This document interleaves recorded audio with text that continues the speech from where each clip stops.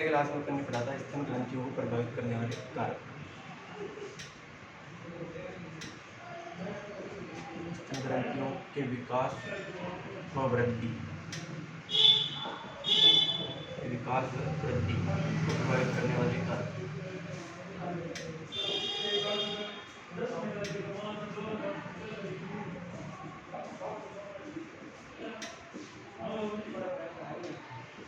इसके अंदर अपन ने कुछ हार्मोन देखे थे जो स्तन ग्रंथियों की वृद्धि और विकास को प्रभावित करते हैं, जैसे कि अपन ने सबसे पहला थायराइड स्टिमुलेटिंग हार्मोन, इसके साथ साथ ही ग्रोथ हार्मोन,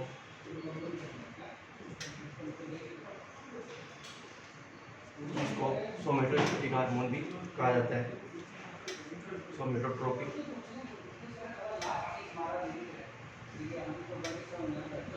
सोमेटोट्रोपिक हार्मोन। इसके अलावा ACTH। ये हार्मोन क्या करते हैं? ये स्तन ग्रंथियों के विकास में और इसकी वृद्धि के अंदर सहायक होते हैं। ये पीयूष ग्रंथि से स्त्रावित होता है। थायराइड स्टिमुलेटिंग हार्मोन की थायरोक्सिन हार्मोन के स्त्राव को बढ़ाता है। ये ग्रोथ हार्मोन है जो शरीर की विभिन्न प्रकार की जो कोशिकाएं होती हैं उनके ग्रोथ में सहायक होता है। इसके अलावा ये पहला कारक हो गया था। दूसरा कारक अपन ने देखा था ईस्ट्रोजन। दूसरा हार्मोन ईस्ट्रोजन व प्रोजेस्टेरोन। ईस्ट्रोजन का क्या काम होता है? ईस्ट्रोजन जो होता है, ईस्ट्रोजन हार्मोन लोब्यूलर, ईस्ट्रोजन और प्रोजेस्टेरोन दोनों मिलके जो लोब्यूल्स होती है, लोब्यूल्स उनके ग्रोथ करवाते हैं। लोब्यूल्स के अंदर क्या उपस्थित होती है? एल्यूलाइज। एल्यूलाइज उपस्थित होती है किसके अंदर? लोब्यूल्स के अंदर। जो ईस्ट्रोजन और प्रोजेस्टेरोन हार्मोन जो दोनों मिलके लोब्यूल्स के वृद्धि को, लोब्यूल्स की वृद्धि में सहायता करते हैं या विकास में सहायता करते हैं। लोब्यूल्स की वृद्धि और विकास में सहायता करते हैं। तीसरा हार्मोन एफएसएच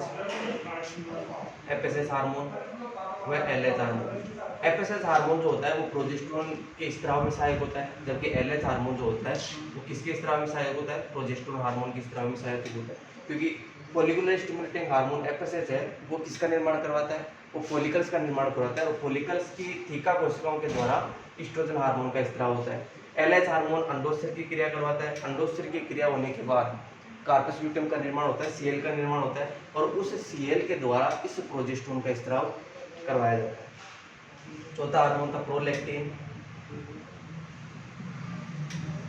ये दुग्ध निर्माण में सहायक होता है, मिल्क फॉर्मेशन।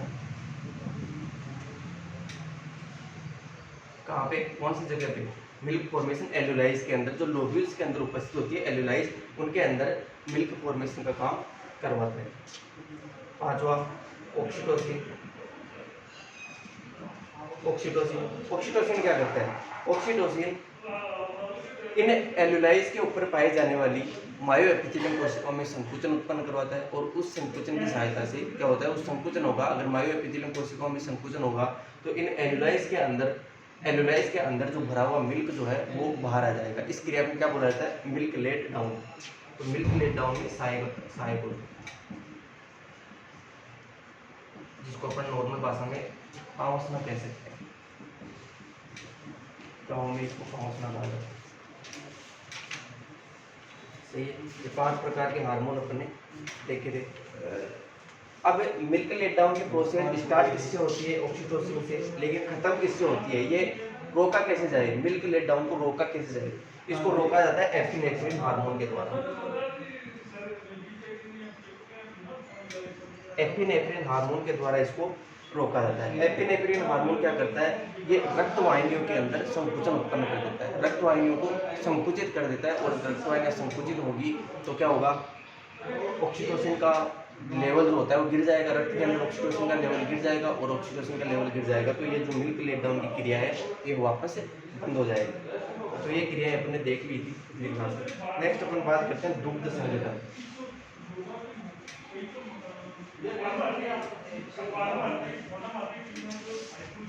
ये जो कारक मैंने आपको बताया ये कई बार एग्जाम में पूछा गया है। सबसे इम्पोर्टेंट इसमें है oxytocin. Oxytocin milk let down में सहायता करता है।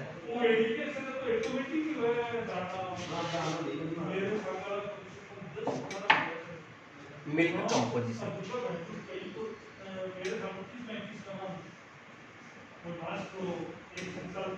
मिल्क कंपोजिशन देखो, सबसे ज़्यादा जो होता है मिल्क के अंदर सबसे ज़्यादा वाटर होता है। क्या होता है? वाटर। वाटर की मात्रा इसके अंदर सबसे ज़्यादा होती है। इसके बाद में आते हैं इसमें प्रोटीन। कंपोजिशन में पहला तो हो गया वाटर, दूसरा इसके अंदर आता है प्रोटीन। कौन सी प्रोटीन होती है? Casein protein. कौन सी प्रोटीन होती है? Casein protein. मिल्क प्रोटीन क्या कहलाती है? Casein protein. सही है, इसके बारे में आपको ध्यान रखना है। इसके अलावा केसिन प्रोटीन जो होती है वो 4 प्रकार से होती है, अल्फा, बीटा, गामा और ईटा। सही है, इसके अंदर गामा जो होती है वो बाद में आती है, ईटा पहले आती है, गामा बाद में आती है। इनका निर्माण जो होता है केसिन, अल्फा, बीटा और के का निर्माण जो होता है वो स्तन ग्रंथियों के अंदर होता है। इसका निर्माण कहाँ होता है? स्तन ग्रंथियों में निर्माण। जबकि जो गामा प्रोटीन होती है उसका निर्माण स्तन ग्रंथियों के अलावा कहीं और, जैसे कि रक्त भी हो सकता है या कोई और ऑर्गन हो सकता है जहाँ पे इसका निर्माण होता है। ये होगी प्रोटीन। तीसरा टाइप इसमें आता है कार्बोहाइड्रेट।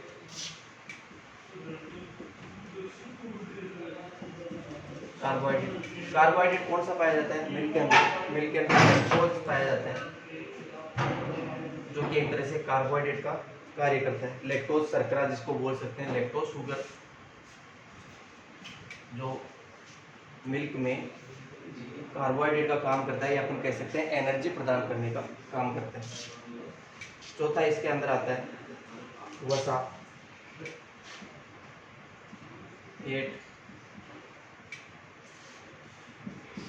फैट कौन कौन सी होती है इसके अंदर? देखो, ट्राइग्लिसराइड्स फैट इसके अंदर पाई जाती है। ट्राइग्लिसराइड्स फैट, जो फॉस्फोलिपिड कोलेस्ट्रॉल इसके अंदर हो सकता है। ट्राइग्लिसराइड के अलावा फॉस्फोलिपिड हो सकता है। फॉस्फोलिपिड, इसके अलावा कोलेस्ट्रॉल हो गया और फैट सोल्यूबल विटामिन।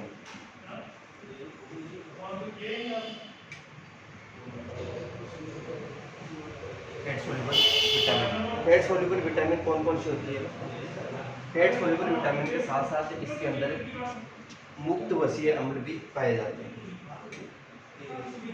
मुक्त वसीय अम्ल जिनको फ्री फैटी एसिड्स के नाम से जाना जाता है, इंग्लिश में फ्री फैटी एसिड।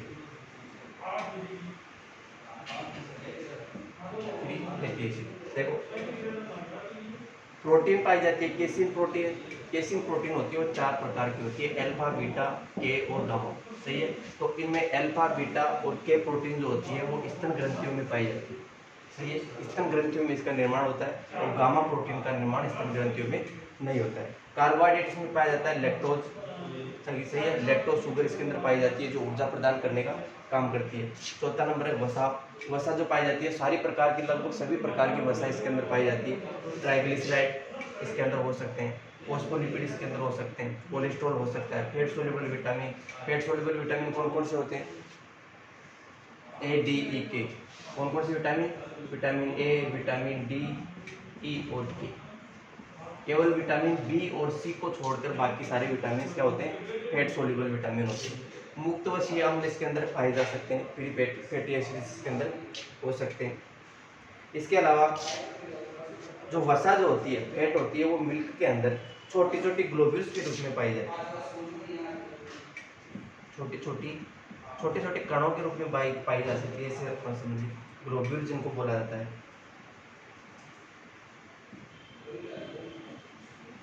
के रूप में पाई जाती है। छोटे छोटे ग्लोब्यूल्स के रूप में पाई जाती है और इन ग्लोब्यूल्स के रूप में पाए जाने की वजह से ही जो वसा होती है उसका जो अवशोषण होता है, आंत के अंदर इसका अवशोषण होता है, वो अलग तरीके से होता है, जिसको वसा का पाइसीकरण कहा जाता है। सही है, उसको वसा का पाइसीकरण कहा जाता है। अलग तरीके से इसका अवशोषण होता है ग्लोब्यूल्स के रूप में पाए जाने की वजह से। पांचवा टाइप आता है इसमें खनिज लवण मिनरल्स। कौन कौन से मिनरल्स हो सकते हैं? मेजर मिनरल्स, माइनर मिनरल्स सारे पाए जाते हैं इसके अंदर।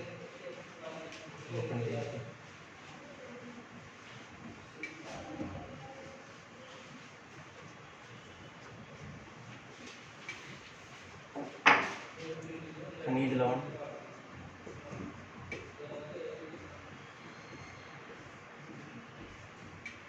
खनिज लवण, खनिज लवण की बात करें तो कैल्शियम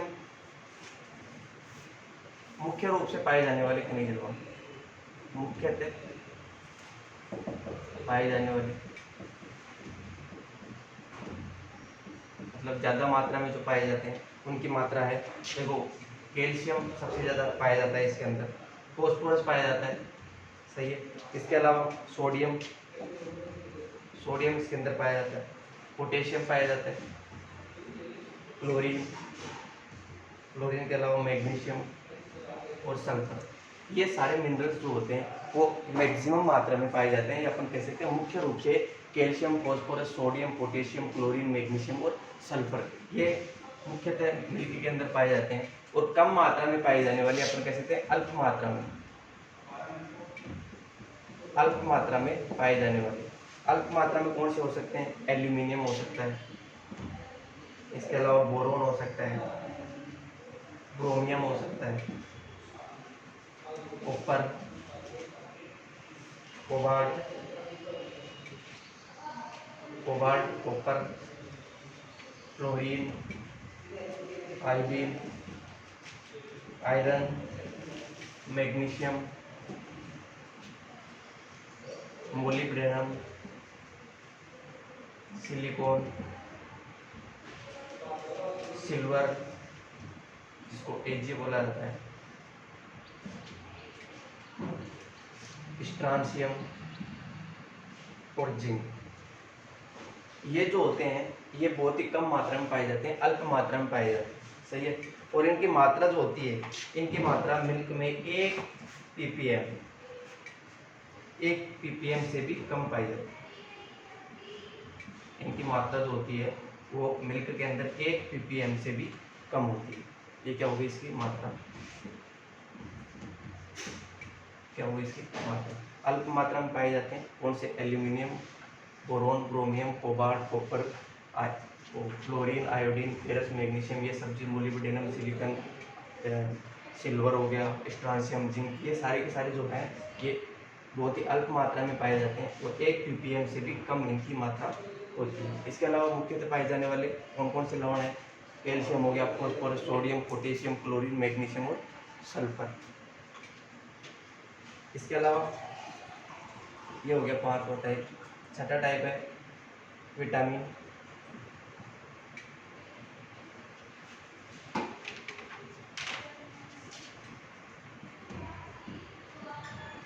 विटामिन।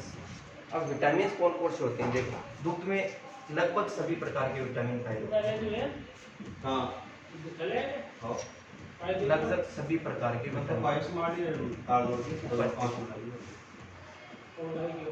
लगभग सभी प्रकार के विटामिन इसके अंदर उपस्थित हो सकते हैं, जिनके अंदर विटामिन बी कॉम्प्लेक्स, लेकिन vitamin B complex, vitamin B complex हो गया, विटामिन ए हो गया और विटामिन डी, ये ज्यादा मात्रा में पाए जाते हैं।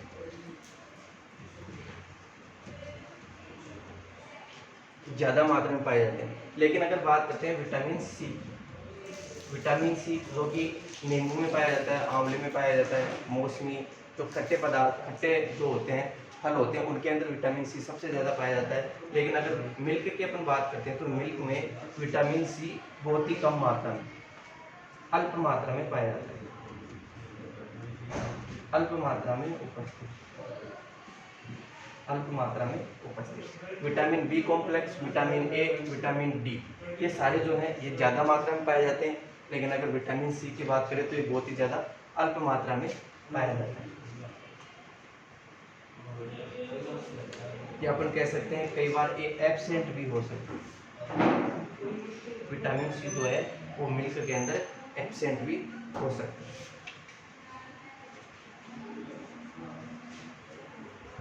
सही है।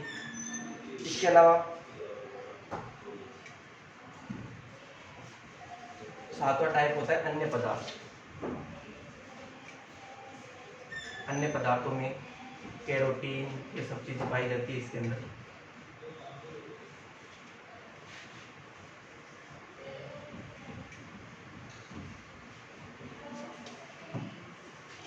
अन्य पदार्थ, अन्य पदार्थों में कैरोटीन पाया जाता है। कैरोटीन किसमें? काऊ मिल्क में सबसे ज्यादा पाया जाता है। काऊ मिल्क में क्या पाया जाता है? कैरोटीन पाया जाता है, जिसकी वजह से जो काऊ मिल्क होता है वो येलो कलर का होता है। येलो कलर का किस वजह से होता है? कैरोटीन की वजह से। कैरोटीन जो होती है वो काऊ मिल्क में सबसे ज्यादा मात्रा में पाई जाती है, जिस वजह से जो इसका कलर होता है मिल्क का वो येलो कलर होता है। ये कैरोटीन जो होता है वो बफेलो मिल्क के अंदर एब्सेंट होता है।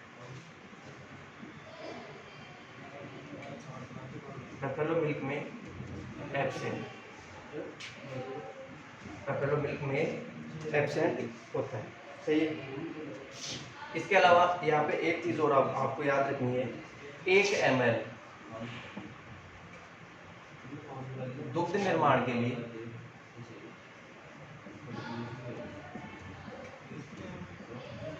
1 ml दुग्ध निर्माण के लिए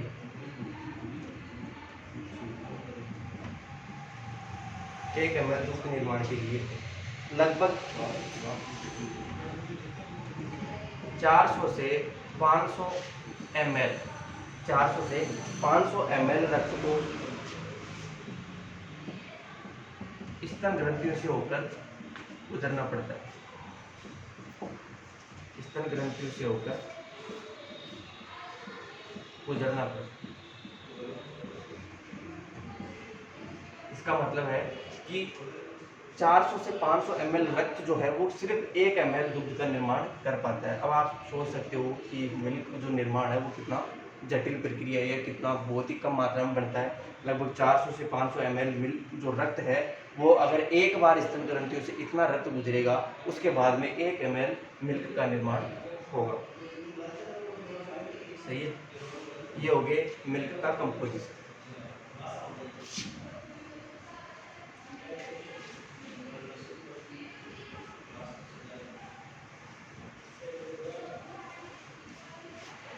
नेक्स्ट आता है लैक्टोजेनेसिस।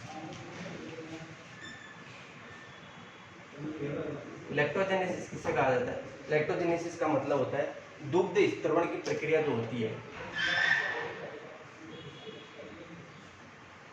दुग्ध स्त्रवण यानी कि मिल्क सिक्रेशन जिसको बोल सकते हैं। मिल्क सिक्रेशन की प्रक्रिया क्या कहलाती है? लैक्टोजेनेसिस। दुग्ध निर्माण के बारे में मत सोचना, यहाँ पे दुग्ध निर्माण अलग कहलाता है। यहाँ पे दुग्ध स्त्रवण की बात कर रहे हैं, मतलब बना हुआ जो मिल्क है यानी कि एल्यूलाइज के अंदर अड्डर के अंदर जो दूध जो मिल्क बना हुआ है उसका स्त्रवित होना, उसको इसका स्त्रवित होके शरीर से बाहर निकलना क्या कहलाता है? लैक्टोजेनेसिस। सही है। अब दुग्ध निर्माण की प्रक्रिया को क्या कहा जाता है? गैलेक्टोपोइसिस।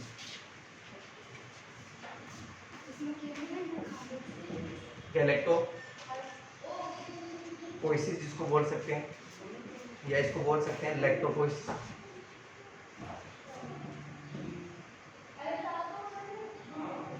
लैक्टोपोइसिस मतलब दुग्ध निर्माण की प्रक्रिया।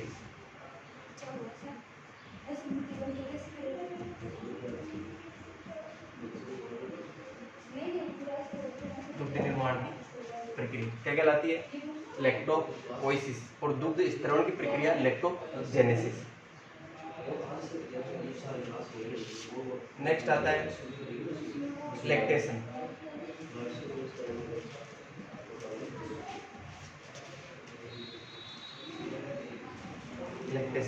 लैक्टेशन का मतलब होता है कि इसके अंदर लैक्टोजेनेसिस सारी प्रक्रियाएं, जैसे कि सबसे पहले तो गैलेक्टोपोइसिस,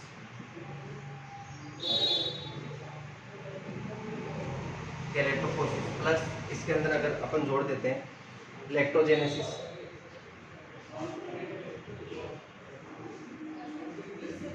लैक्टोजेनेसिस, और इसके अंदर अपन और जोड़ देते हैं मिल्क इजेक्शन,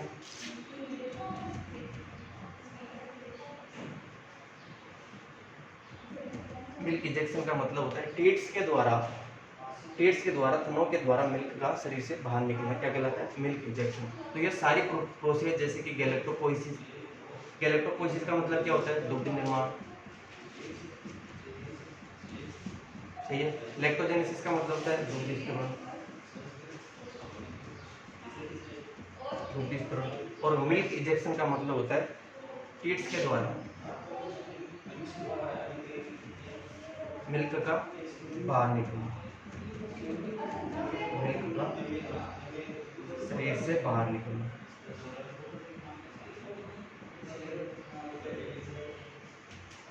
ये सारे प्रोसेस आपस में मिलकर क्या कहलाते हैं? लैक्टेशन। क्या कहलाते हैं? लैक्टेशन। मतलब पहले तो दुग्ध का निर्माण होना, सही है, उसके बाद में दुग्ध का स्त्रवण होना, और स्तरित होके ये टीट्स के द्वारा शरीर से बाहर निकल जाता है। तो ये क्रिया क्या कहलाती है? ये सारे जो पॉइंट मैंने आपको बताए, ये सारे के सारे मिलके लैक्टेशन कहलाते हैं। क्या कहलाते हैं? लैक्टेशन।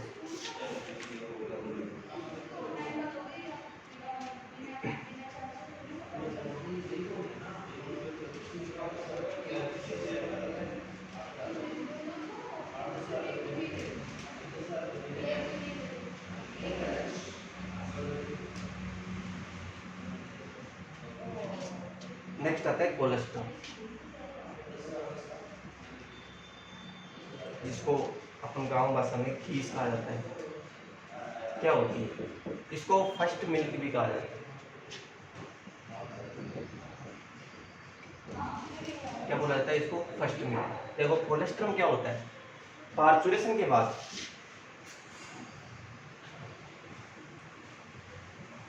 पार्चुरेशन यानी प्रसव के बाद, प्रसव के बाद 3 से 5 दिनों तक, 3 से 5 दिनों तक जो गाढ़ा मिल्क आता है, गाढ़ा दूध के स्त्रवण का स्त्राव होता है, उसे क्या कहता है?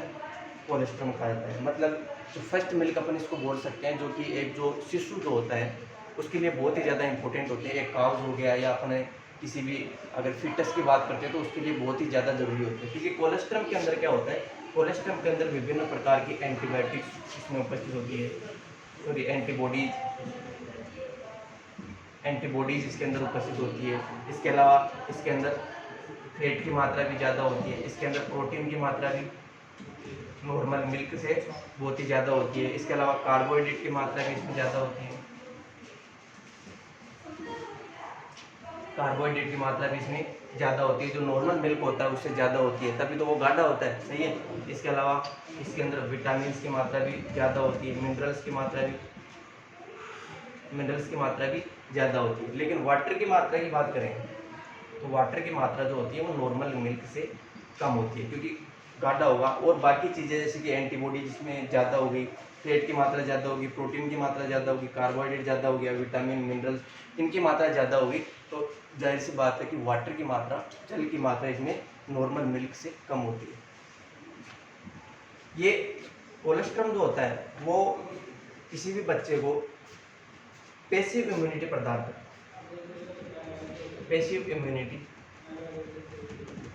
प्रोवाइड करता है, जो रोगों से लड़ने की क्षमता विकसित करता है। एक फिटस के अंदर, एक बच्चे के अंदर रोगों से लड़ने की क्षमता को विकसित करता है। पैसिव इम्यूनिटी, ये आपको ध्यान रखनी है। कई बार एग्जाम में इसको पूछा गया है कि कोलेस्ट्रम के अंदर किस प्रकार की एंटीबॉडीज उपस्थित होती है, कौन सी प्रकार की इम्यूनिटी उपस्थित रहती है, कौन सी? Passive immunity. जैसे कि इसके एग्जाम्पल की बात करें तो IgG हो गया, इसके अंदर IgA पाया जाता है। ये सारी जो एंटीबॉडीज जो है ये पैसिव इम्यूनिटी का काम करती है, जो मदर से किसको मिलती है? मदर से किसको मिलती है? इसमें सबसे ज़्यादा देखो IgG जो होती है वो सीधा किसके द्वारा मिल जाती है? IgG, ये पैसिव इम्यूनिटी है, दोनों पैसिव इम्यूनिटी है, आईजीजी और आईजीए। आईजीजी जो इम्यूनिटी जो एंटीबॉडीज जो है वो प्लेसेंटा के द्वारा भ्रूण को मिलती है। जब भ्रूण गर्भ में होता है उस समय प्लेसेंटा के द्वारा मिलती है। लेकिन आईजीए की बात करते हैं तो आईजीए एंटीबॉडीज जो होती है, सही है, वो कोलेस्ट्रम में सबसे ज्यादा पाई जाती है। ये क्वेश्चन भी कई बार पूछा गया है कि कोलेस्ट्रम में सबसे ज्यादा पाई जाने वाली एंटीबॉडी कौन सी है? आईजीए। कौन सी? आईजीए। तो ये आपको ध्यान रखना है। और पैसिव इम्यूनिटी प्रोवाइड कराती है माता के द्वारा भ्रूण को पैसिव इम्यूनिटी प्रोवाइड कराई जाती है। किसके द्वारा? कोलेस्ट्रम के द्वारा।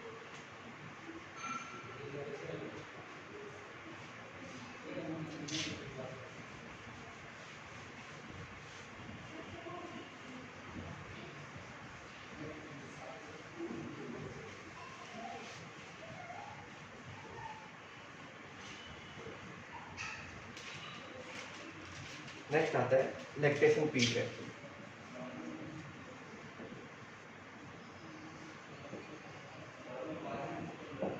लैक्टेशन पीरियड, लैक्टेशन का पीरियड का मतलब होता है तो प्राणी कितने दिनों तक दुग्ध का उत्पादन करते हैं। पशु कितने दिनों तक दुग्ध उत्पादन करता है वो क्या कहलाता है? उस पशु का दुग्ध काल कहलाता है, जिसको लैक्टेशन पीरियड कहा जाता है। क्या कहलाता है? दुग्ध काल। कितने दिनों तक ब्याने के बाद यानी कि प्रसव के बाद कितने दिनों तक लैक्टेशन करता रहता है, यानी कि दुग्ध का उत्पादन करता रहता है, तो टाइम क्या कहलाता है? दुग्ध काल कहलाता है। नॉर्मली काउ की बात करें तो काउ के लिए कितना होता है? 305 दिन का समय होता है। एक होता है ड्राई पीरियड, लैक्टेशन पीरियड के बाद में आता है ड्राई पीरियड। ड्राई पीरियड का मतलब होता है कि ऐसा कौन सा समय होता है, वो समय जिसके अंदर दुग्ध उत्पादन नहीं करता है पशु, वो समय जो जिस समय दुग्ध उत्पादन नहीं करता है, वो क्या कहलाता है? उसका ड्राई पीरियड कहलाता है। सही है। एक होती है शुष्कता। शुष्कता का मतलब होता है जन्म के पश्चात प्रथम जो पार्चुरेशन होता है वो समय, जन्म के बाद यानी कि पशु के जन्म के बाद, पशु के जन्म की बात कर रहा हूँ, पशु के जन्म के बाद, पशु के जन्म के बाद कितने दिनों बाद में वो प्रथम यानी कि पहला फर्स्ट पार्चुरेशन इसमें होता है, वो टाइम क्या कहलाता है? शुष्कता। वह टाइम क्या कहलाता है? शुष्कता। तो ये आपका फिजियोलॉजी कंप्लीट हो गया। नेक्स्ट अपन पिछले क्लास में आगे एजीबी स्टार्ट करेंगे,